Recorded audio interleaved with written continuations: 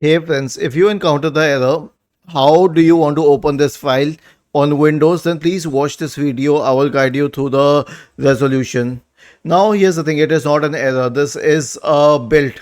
Okay, this is by build. So here's how you can solve this. For example, if this is the file, so you will have to right click on it, select open with, select choose another app, and then select the app with which you wish to open it each and every time.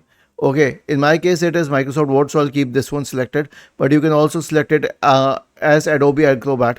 So to know which file it is, you can check the extension here. Like this is a .dotx, a Word template file.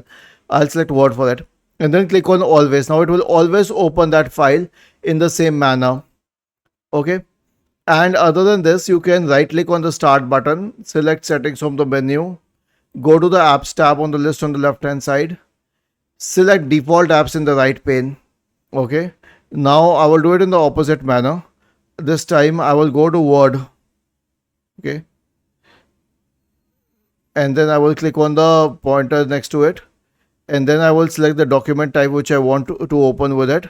Okay, like .dotx, and click on it and select this as a default app and click on select default.